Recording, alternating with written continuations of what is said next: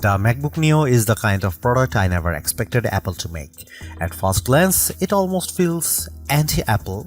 For years, the cheapest MacBooks have usually started at $999 aside from older models like the MacBook Air M1, which sometimes dropped as low as $699 during sales.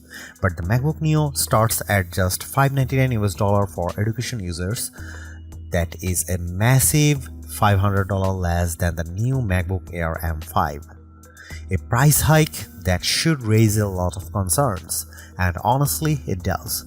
But after spending time testing the MacBook Neo, I can say this clearly, it is the most complete laptop I have ever used under $600. It also beats every Windows laptop in its class, and it outclasses most Chromebooks too. For $599 you get a strong aluminum body, a bright and colorful 500 nit display, and a surprisingly fast A18 Pro chip that handles everyday tasks with ease. Web browsing, video playback, casual gaming, and day-to-day productivity all feel smooth. On top of that, the side speakers are far better than you would expect at this price. So what did Apple have to cut to make this happen? Where does the MacBook Neo stand in larger laptop market? And is it actually the right choice for you? Here is my full MacBook Neo review with the real pros and cons laid out clearly. The MacBook Neo proves that Apple still knows how to make a budget product feel premium. Even though this is the least expensive MacBook in the lineup, it still looks and feels better than almost every laptop in its price range. The aluminum body gives it a solid, durable, and high-end feel. It also comes in 4 bright color options, and the review unit I tested was the Citrus version, which is a vivid green shade that stands out in a good way. I also saw the color at the launch event. Silver is the classic Mac look, blush is a soft pink tone, and indigo is a deep blue. These colors feels fun without looking childish. That said, the aluminum build does mean the MacBook Neo is not quite as light as you might expect. At 2.7 pounds or 1.23 kg, it weighs the same as a MacBook Air. That is still portable, but students carrying it around all day may notice the weight. It is also slightly thicker than the Air. Apple has also matched the keyboard color to the laptop's finish, which gives the MacBook Neo a more unified and polished appearance. Apple describes it as a more colorful MacBook, and that is a fair description. One of the main differences between the base model and the higher storage version is Touch ID. If you buy the 512GB version, you get a Touch ID button on the keyboard that makes logging in, authorizing installs, using Apple Pay, and managing passwords much easier.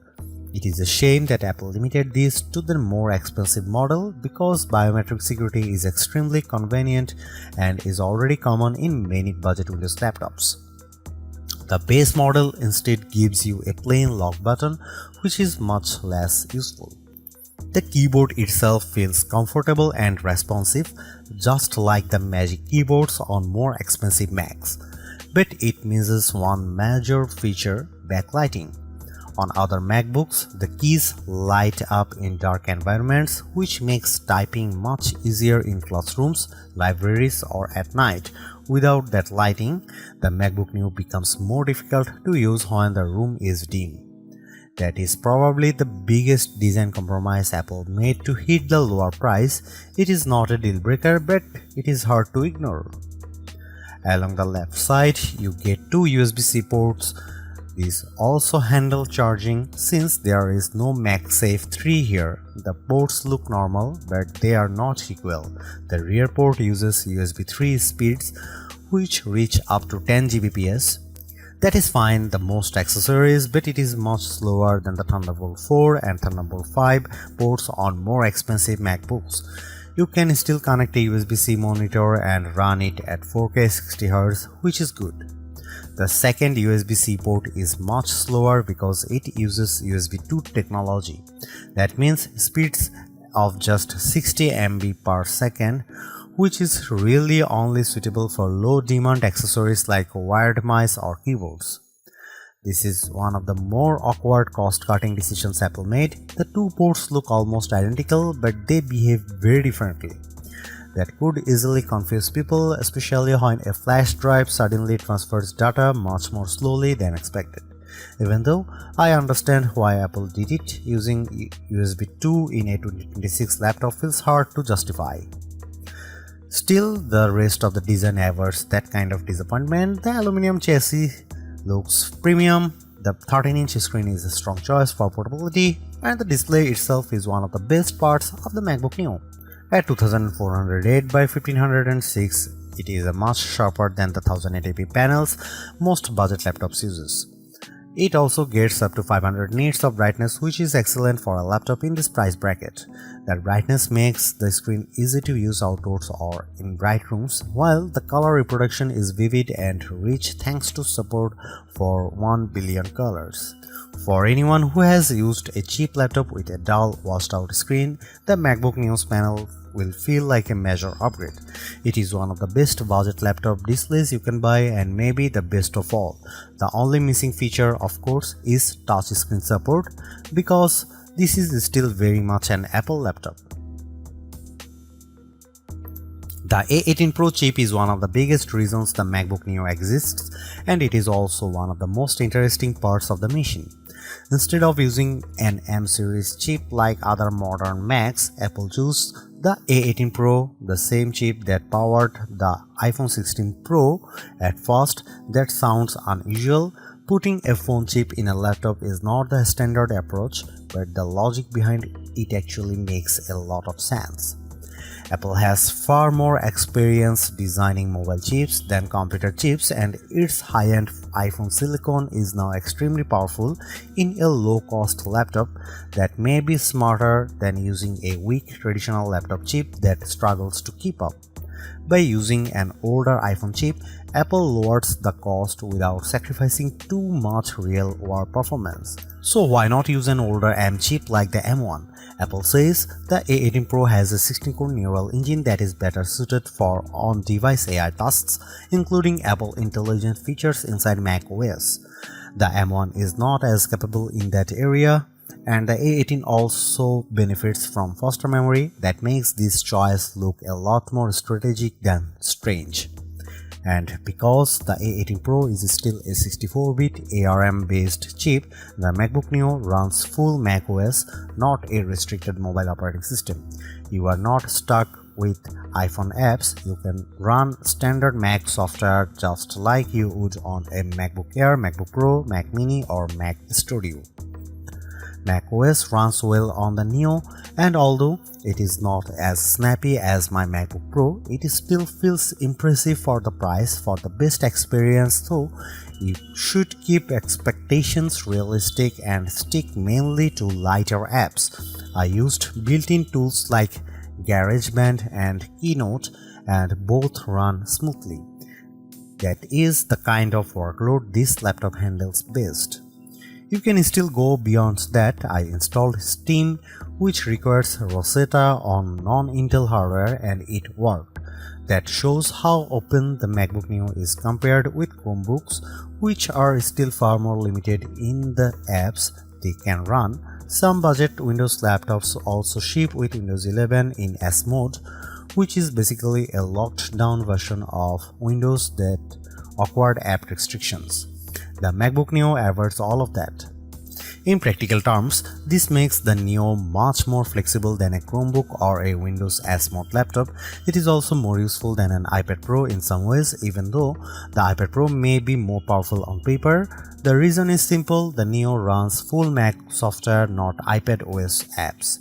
Apple's ecosystem features also work here. You can mirror your iPhone, drag and drop files, make calls, send messages, share your clipboard, and use an iPad as a secondary display.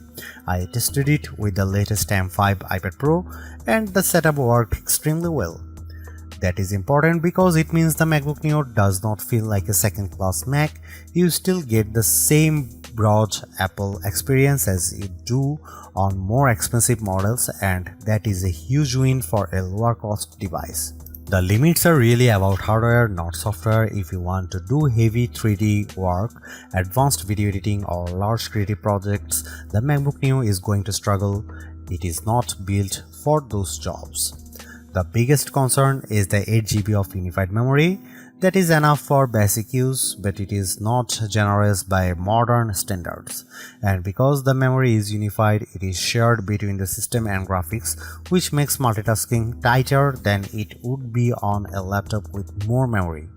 During my testing with Safari, Keynote, GarageBand and a Steam download, all active memory uses climb to around 6.48 GB to 7GB. That is dangerously close to the ceiling. Once you get too close to the limit, performance starts to dip.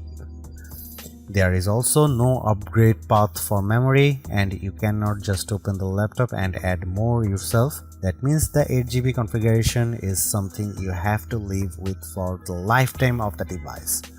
For most students or casual users, that may be fine as long as they keep their workload light. But anyone who likes to jump between many apps or run heavier software should look at the MacBook Air M5 instead, which starts with 16GB of unified memory. Gaming is possible too, but again expectations matter. I got Cyberpunk 2077 running at a playable 30 FPS using the For This Mac preset. It was not a generous experience because most settings were pushed very low and advanced effects were disabled, but the fact that a $599 fanless laptop can run a game like that at all is impressive. You can also play iPhone and iPad games, which are much better suited to this hardware. Overall, the MacBook Neo performs very well for the price. It is excellent for everyday tasks, surprisingly capable with many Mac apps and flexible enough to general use. But it is not a productivity powerhouse, and it should not be treated like one. One more advantage deserves mention: the MacBook Neo is fanless. That means it stays quiet in use, which is a major benefit over many budget Windows laptops that get noisy as soon as the system starts working harder. The MacBook Neo is the best budget laptop you can buy right now. It is true that Neo sits at the upper end of what many people would call budget, but the gap in quality between this and most Windows laptops or Chromebooks at the same price is huge. The design is premium, the display is excellent, the speakers are surprisingly strong, and the performance is more than good enough for day-to-day work. What impresses me most is that Apple did not cripple macOS just to hit a lower price. You still get the full Mac experience along with support for the broader Apple ecosystem. That makes the Neo feel like a real MacBook, not a watered-down version.